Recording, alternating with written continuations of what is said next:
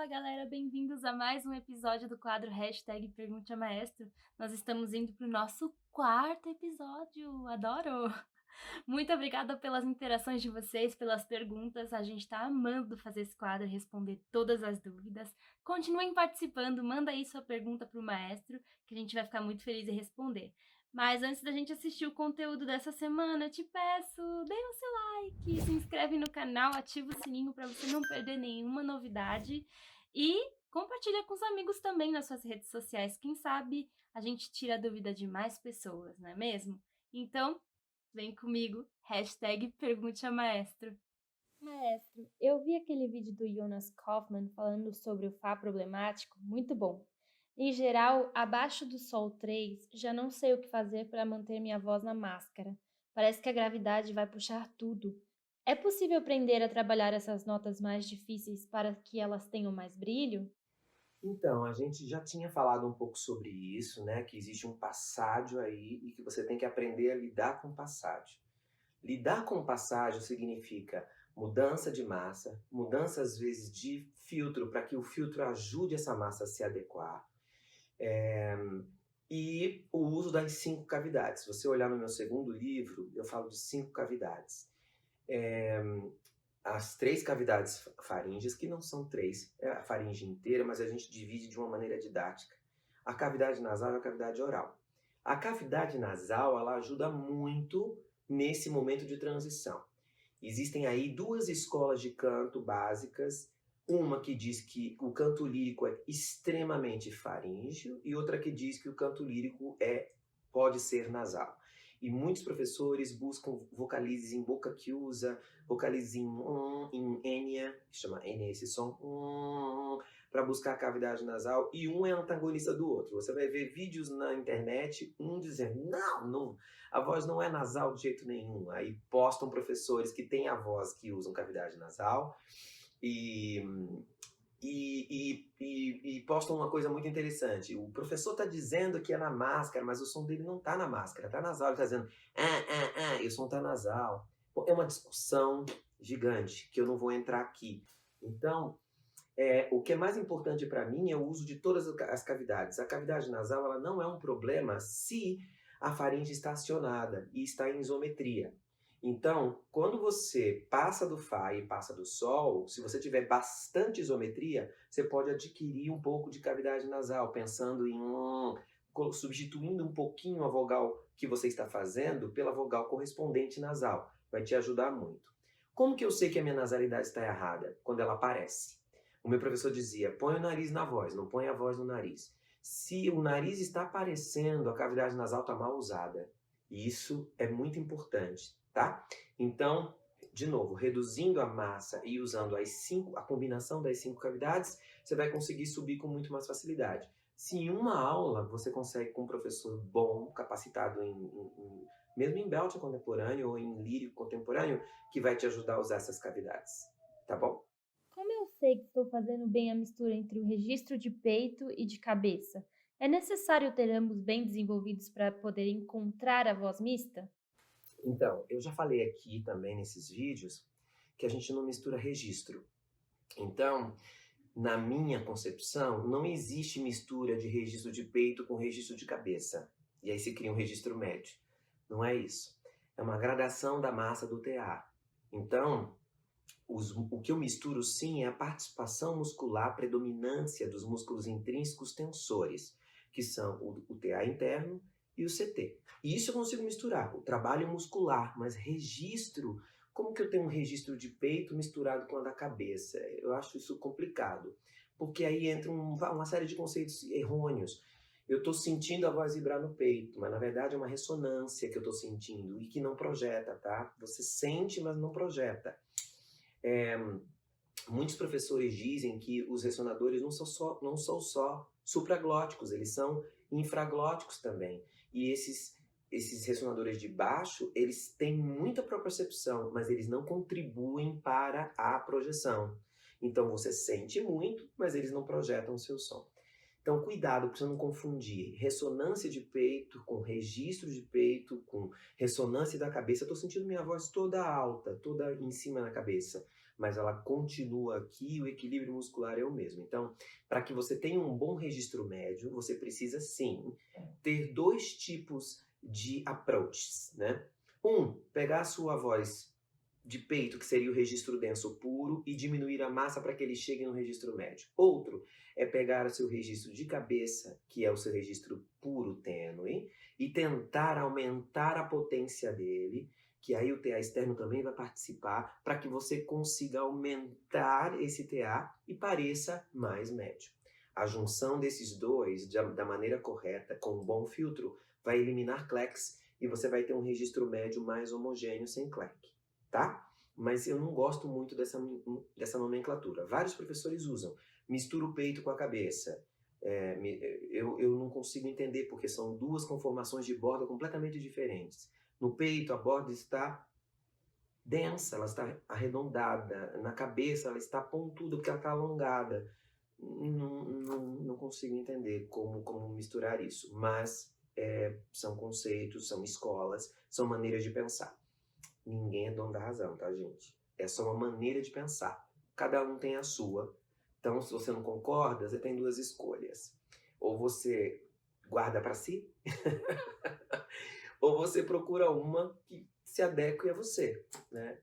Foi o que eu fiz a vida inteira. Eu nunca discuti técnica com ninguém. As pessoas chegavam para mim, eu ia para festival de ópera, só tinha cantor lírico.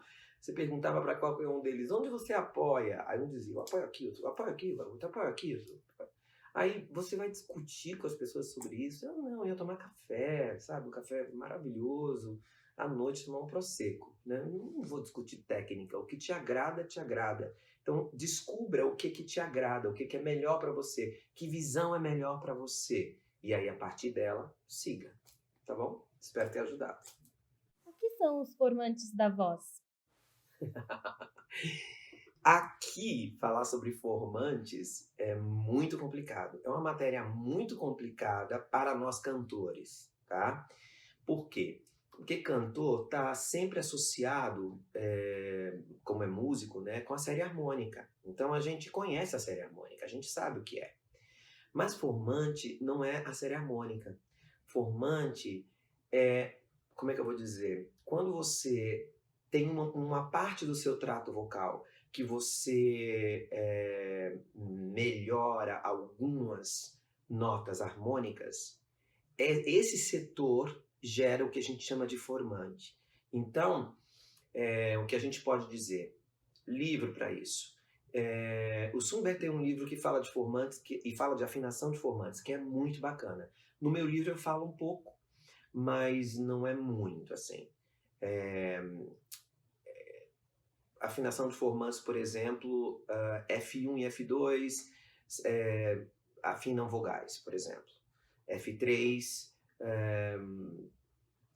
posição de língua. Ele separa tudo bonitinho, como a gente pode usar as formantes para melhorar a nossa afinação de chiaroscuro. No meu livro, para que eu não usasse essa nomenclatura de formantes, eu mudei, eu coloquei afinação de chiaroscuro. Significa o quê? Para o cantor, o que interessa não é a formante em hertz ou o que está sendo colocado. A única formante que interessa para nós é a formante de cantor, que é um cluster de F3, F4 e F5. Mas, enfim, não se preocupe com isso. Se preocupe com o seguinte: você pode estudar formante, acho isso ótimo. Separar harmônicos de formante é muito importante, é legal, é bacana. Mas cantando, o que você precisa saber? Que a afinação de formantes vai alterar o chiaroscuro da sua voz e você pode usar isso simultaneamente. Então, por exemplo, se a mandíbula altera F1 e a posição da língua para o palato pode alterar F2, eu posso conseguir escurecer com uma e clarear com a outra e aumentar o meu chiaroscuro. Você entende? Só isso. Eu acho que é só isso que interessa. Mas se você quiser ler mais sobre formante, o livro do Sundberg, o último livro dele, que é Ciência da Voz, tem em português. Você pode dar uma olhadinha em afinação de formantes, você vai gostar. Como classificar uma voz que por vezes não se identifica como tenor nem como barítono? É o meu caso. Estudo canto lírico há alguns anos, tenho 25 anos. Estou cantando como barítono confortavelmente, mas muitas vezes sinto que minha voz sobe facilmente e com consistência até um dó. porém com som aberto. Se puder indicar algum repertório que possa me ajudar nessa descoberta, seria grato. Olha, é muito difícil responder uma pergunta sem ouvir, porque você diz assim: eu canto como barítono com conforto, mas esse barítono é um barítono operístico, ele projeta numa sala de ópera? Porque eu tenho alunos tenores que têm tessitura de barítono e conseguem descer bem, mas não projetam. Eu, por exemplo, consigo descer numa tessitura de baixo, mas não projeta. Eu posso fazer essas notas, construir essas notas. Por exemplo, com Strobas. Sem querer, eu posso acessar um Strobas, que é um subregistro no meu segundo livro, que faz com que os graves fiquem mais intensos, mas eles não têm a projeção de um baixo normal. Então, várias possibilidades. Primeira possibilidade, você não ser barítono. Vários tenores, grandes mesmo, começaram como barítonos e viraram tenores depois. Um belo dia, estavam cantando obra lá, encontraram uma cobertura e subiram e viram que eram tenores densos, né? Outros, que eu não vou dizer o nome, continuaram barítonos e fizeram carreira como tenor, tá? E eu acho isso genial, porque agora, que tá mais velho, canta como barítono, como sempre foi. Só que o dó nunca foi bom, sabe? Nunca foi um dó facílimo, etc.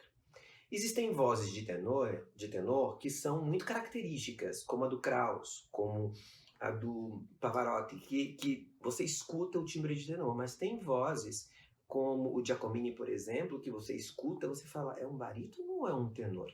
Então é muito normal ter esse problema de classificação aí, com barítonos leves ou tenores densos. Quando não se classifica, o professor diz você é um baríton Martin, que é um baríton. O que seria um baríton Martin é uma classificação baseada no Martin, que foi um grande cantor, que tinha uma tessitura imensa. E geralmente os professores de canto classificam de baríton Martin o que tem uma tessitura curta, que é assim, aquele barítono que sobe para o agudo, mas não consegue cobrir, ou aquele tenor que tem poucos agudos, mas tem um pouquinho mais de grave, e a tessitura reduzida. Bom, o Martin é exatamente o contrário disso. O Martin subia mais agudo do que o Nourri, que era o tenor da época. Ele ia muito agudo e ele ia muito grave. É óbvio que ele trocava de borda, que ele tinha um mix muito bom nos agudos, que a gente chama de mix tênue. Então, eu só fui entender isso depois que fui estudar a vida do Martin, porque no início eu fui classificado como baríton Martin, porque eu não subia nem descia.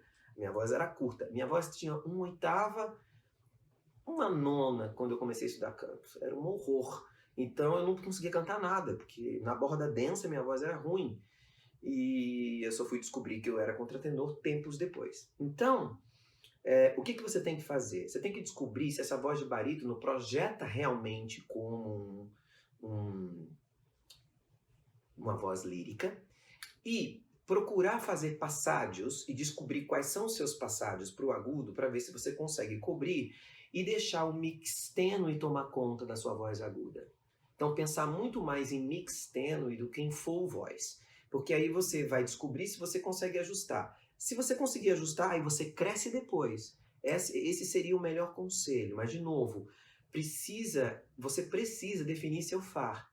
Você precisa ter, no meu livro eu falo de 5 momentos de definir o far. Eu me recusei a falar da última vez, agora eu vou falar, tá? Primeiro far. Quando o aluno chega, eu escuto se ele é grave ou agudo. Ou seja, vai me dar um guia. Mesmo que ele seja barítono, existem barítonos graves e barítonos mais agudos, né? Thomas Hampson, durante muito tempo, as pessoas criticavam, você não é barítono, você é tenor. E ele ria, brincava, falava assim, e daí se eu for tenor? Eu canto bem como barítono, né? Ele fez uma escolha boa. O Fígaro dele podia ter um dó, se ele quisesse, né? Então, primeira coisa, descobrir nesse primeiro momento se você é uma voz grave ou uma voz aguda. Passa um tempo, o professor faz vocalizes, aí ele começa a dar área antiga. Quando ele dá a área antiga, de novo vem uma nova descoberta de Fá. Como essa voz começa a girar? Ela gira mais para o chiaro ou ela gira mais para o oscuro? Depois disso, mais uma vez, ele vai descobrir, no terceiro momento, quando ele começa a estudar, por exemplo, eu gosto de ir para bel canto antes de Mozart, porque eu acho Mozart dificílimo de fazer. Áreas simples do bel canto. Aí vamos ver como é que a voz se comporta. Tem agilidade, não tem agilidade. vai bem para os agudos e sustenta ou só passa pelos agudos? Bom, uma discussão, não vou continuar, leia no meu livro, mas são várias etapas. A última delas, desculpa, a última delas é o próprio aluno que faz. Ele mesmo diz. Você tem tenores ligeiros que se tornaram tenores dramáticos e descobriram isso sozinhos. Sozinhos, com a ajuda de um mestre, com a ajuda de um professor, mas não do primeiro. Porque não estava bom, não estava bom, não estava bom, agora ficou bom. Então agora eu sei o que eu sou. Eu cheguei nos Estados Unidos contratenor e fui cantar para o meu mestre, né, para o meu coach, seguro disso. Mas deu um medinho na hora. Será que eu estou certo mesmo? E ele disse, não, é isso mesmo, você está certo. É você que tem que sentir aonde a sua voz brilha. Então, descubra o seu Far. Faça uma aula com um professor que conheça Far. E aí, a partir disso, aí você toma as precauções que você tem que tomar. Subir com essa voz de barítono sem cobrir até os agudos, pode ser que se você estiver reduzindo massa, você esteja fazendo belting. E aí, não vai projetar numa sala de concerto.